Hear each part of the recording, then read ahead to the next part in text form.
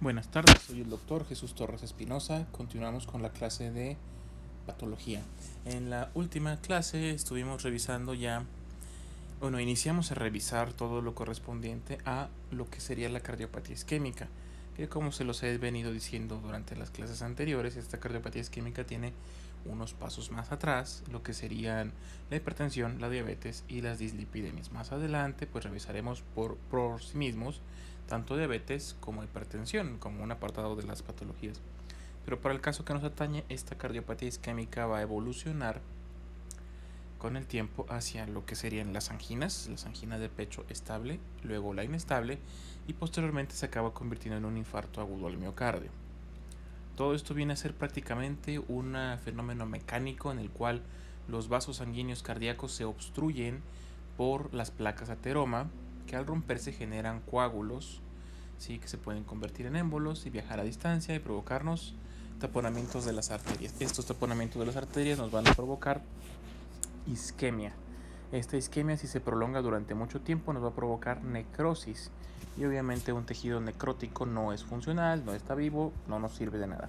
Si este tejido necrótico está muy extendida la zona que padeció la necrosis, va a haber un daño muy grande en el órgano afectado, que para el caso pues estamos hablando del corazón, y esto puede llegar a ser mortal. O sea, obviamente pues si es un área muy grande, como por ejemplo que sea la cara izquierda o la cara inferior del corazón, que esté afectada en gran cantidad o en gran medida, o se haya taponado una arteria coronaria en su punto de origen al salir del seno coronario, de la aorta, pues se va a sufrir y necrosar una muy grande cantidad de tejido, lo cual pues va a provocar que el corazón deje de funcionar, ¿sí? Se haga insuficiente, tengamos una insuficiencia cardíaca aguda y el paciente fallezca. Ahora, como les mencionaba en la ocasión anterior, los diagnósticos diferenciales del infarto. Bueno, primeramente, en el infarto, como ya les he mencionado anteriormente, el principal síntoma va a ser el dolor precordial. Y el dolor precordial, pues vimos una serie de diagnósticos diferenciales muy larga, vimos como 50 diagnósticos diferenciales. Sí, o sea, diagnósticos de dolor precordial que pues se pueden confundir con esta patología.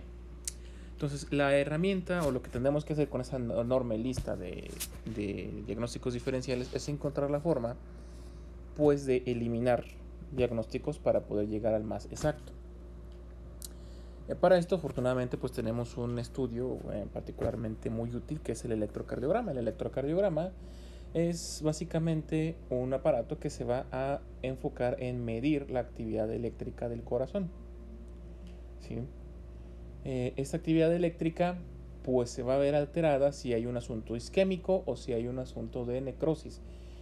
¿A qué me refiero? Por ejemplo, el tejido muerto o que está sufriendo la isquemia no transmite adecuadamente los impulsos eléctricos nerviosos. Por tanto, esto se va a ver reflejado en el electrocardiograma. También si el corazón, por ejemplo, está crecido, pues en el caso de una cardiopatía, de una cardiomegalia, pues también se va a alterar el electrocardiograma. Sí. Entonces estas situaciones nos van a alterar el electrocardiograma y podemos diagnosticar de esta forma. Entonces, si sacamos un electrocardiograma y resulta que hay datos de isquemia, datos de necrosis, ya hemos descartado una gran cantidad de otros diagnósticos que pues nos estaban dificultando el tratamiento de nuestro paciente, ¿sí? Ahora, para poder interpretar un electrocardiograma, aquí tenemos una imagen. Yo sé que son muchas líneas o rayas que son difíciles de entender, entonces vamos a enfocarnos solamente en este recuadro. Esto es un electrocardiograma pues normal, ¿sí? Los demás son otro tipo de mediciones, otro tipo de situaciones, otro tipo de aparatos de medición, ¿sí? Entonces no nos van a importar por el momento, no voy a hacer bolas con esto. En el electrocardiograma, todavía más zoom, ¿sí?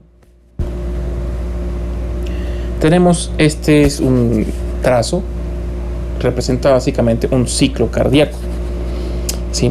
Si se fijan, tiene una serie de letras. Esas letras son las ondas características del electrocardiograma. Todas son iguales, todas deberían de aparecer de esa forma, ¿sí? Una cosa básica del electrocardiograma es que todo lo que discurra en dirección horizontal es medido en base al tiempo mientras que todo lo que discurra en posición vertical es la medición del voltaje.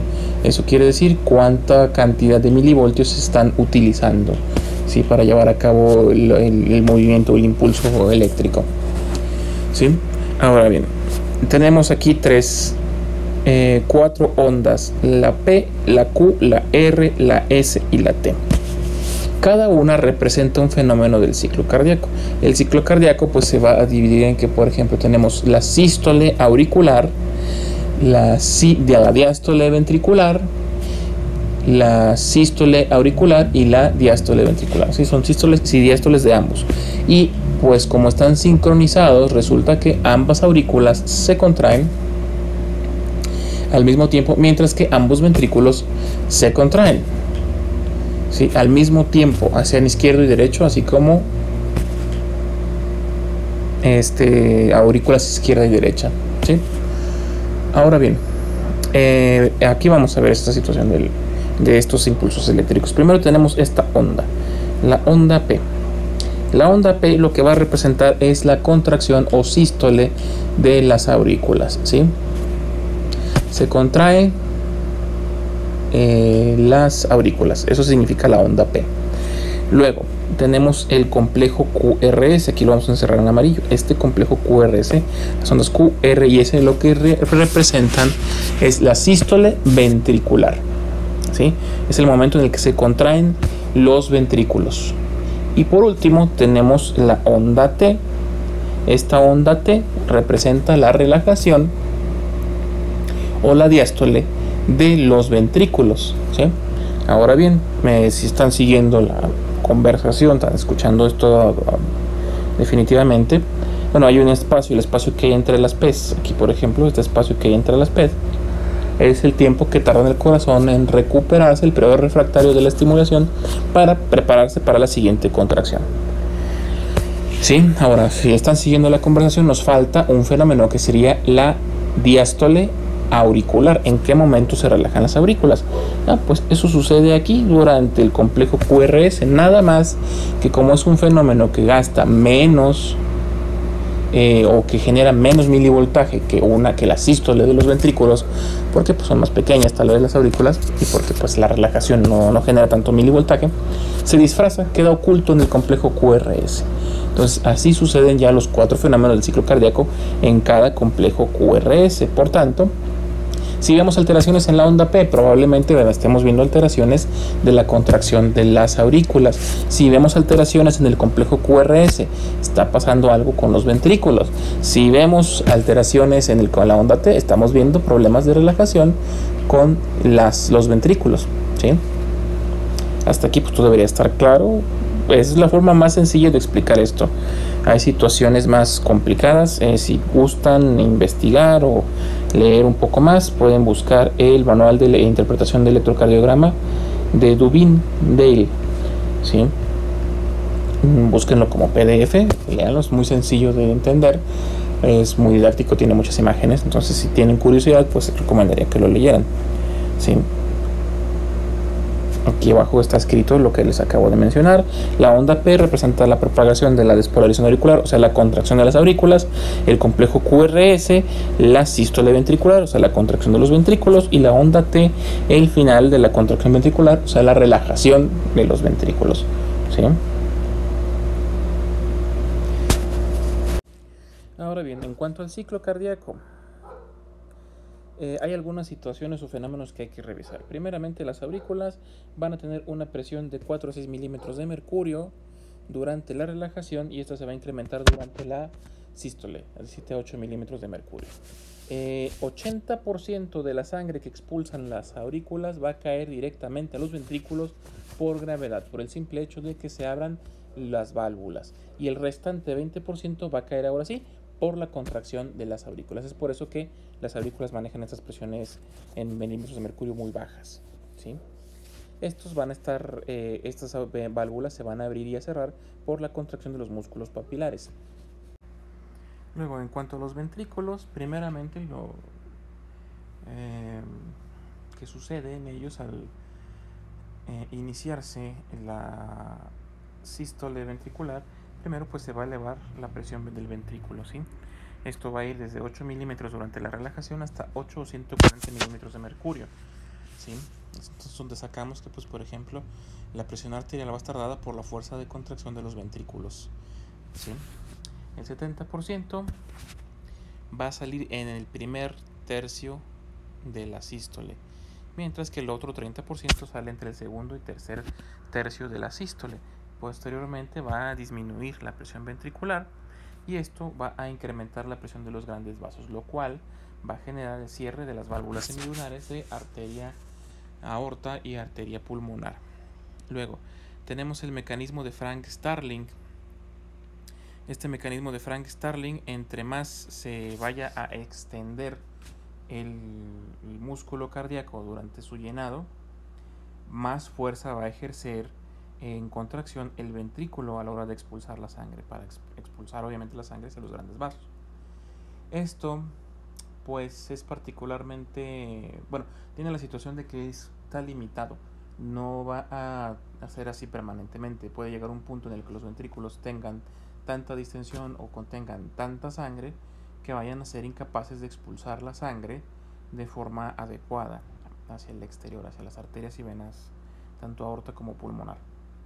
Sí. En ese caso, cuando falla el mecanismo de Frank-Starling, que ya vemos otra patología, que va a ser la insuficiencia cardíaca. ¿Sí?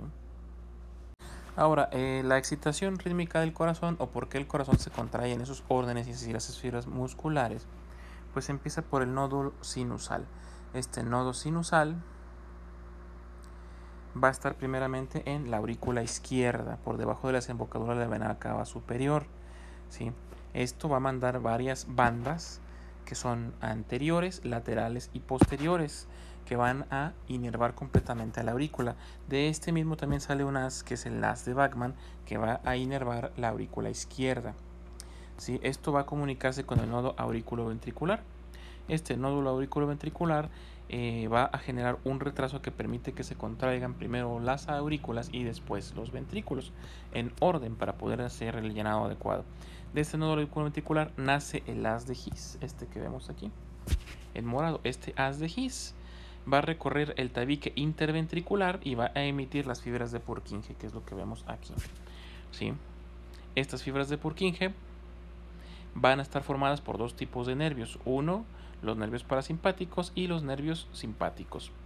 Esos parasimpáticos lo que hacen es disminuir la frecuencia y la excitabilidad, mientras que el simpático incrementa la frecuencia y la excitabilidad. Esto es básicamente un repaso de sus clases que ya habíamos visto de fisiología. Ahora pasaremos a ver la fisiopatología, pero del síndrome coronario agudo o SICA.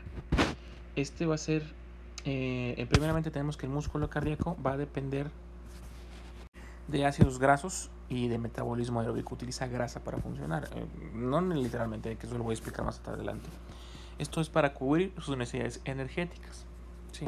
Este mecanismo anaerobio va a depender precisamente de glucosa y va a incrementar la producción de ácido láctico. Entonces, primeramente, el flujo sanguíneo que llega al corazón, a las coronarias, va a depender de las necesidades que tenga el tejido de oxígeno. Esto va a incrementar entre un 60 a un 80% el oxígeno que está en la sangre, lo cual pues disminuye sus reservas de O2. Si disminuye el oxígeno, esto va a incrementar hasta 40 veces el consumo de oxígeno durante, por ejemplo, el ejercicio, ¿sí? Lo cual hace que se incremente la frecuencia cardíaca, que se incremente la presión arterial, todo con tal de mantener un adecuado flujo sanguíneo hacia los músculos cardíacos que están funcionando, ¿sí? Las necesidades metabólicas pues van a disminuir las reservas de oxígeno, ¿sí? Y mucho del oxígeno se va a estar utilizando inclusive en reposo, ¿sí? El ejercicio lo incrementa. Y lo que nos va a generar síntomas, o los síntomas de este SICA, va a ser el desequilibrio que encontremos entre el aporte de oxígeno y la demanda de oxígeno por parte del miocardio, según sea el caso. Entonces, por hoy aquí terminaríamos la clase. Mañana seguiremos todavía viendo más a fondo este tema.